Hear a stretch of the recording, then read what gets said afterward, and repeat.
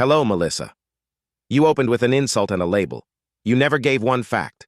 You never offered one source. You went straight for my character. That tells me I hit a nerve. When someone has a strong argument, they stay on point. When someone has a weak argument, they reach for name-calling and noise, LOL. You stated that I support an adulterous, grifting pedophile. That is a bold charge. You gave no evidence. You did not quote a document. You did not reference a case. You did not cite an investigation. A serious claim needs a serious foundation. You gave none. Yet the facts show that liberals like destroying the bodies of children that they have groomed and call it inclusive. They like killing babies and calling themselves pro-choice. This shows your lack of accountability. You accuse, then expect the accusation to stand on its own. That is not an honest debate. That is not journalism. That is performance. You brought up your nose ring. I really hit a nerve there.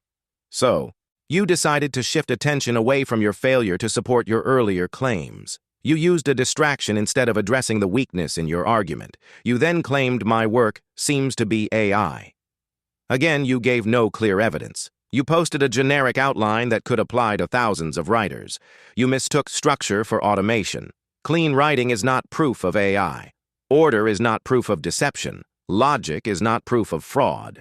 If your standard is organized writing equals AI, then every editor, every scholar, and every trained writer is now suspect. That is not a real argument. That is another attempt to dodge the fact that you never proved your opening claim. You said a detection tool gave a probability. A probability is not a fact. Those tools often misread disciplined writing. They misread biblical writing. They misread legal writing. They misread structured political writing. They misread whole books. You leaned on the tool because you did not want to answer the substance. If my ideas were wrong, you would address the ideas. Instead, you attacked the medium. That reveals more about your position than mine. You accused me of using predictable language, repeating the exact phrases in your circle every day. You used the same terms, tone, and pattern. You claimed I lacked a personal voice while using a script that attacks Christians, conservatives, and writers who do not share your worldview. That is fine. You have a right to your view. But it does not give weight to your argument. What gives weight is evidence. You brought none. This was not about your nose ring.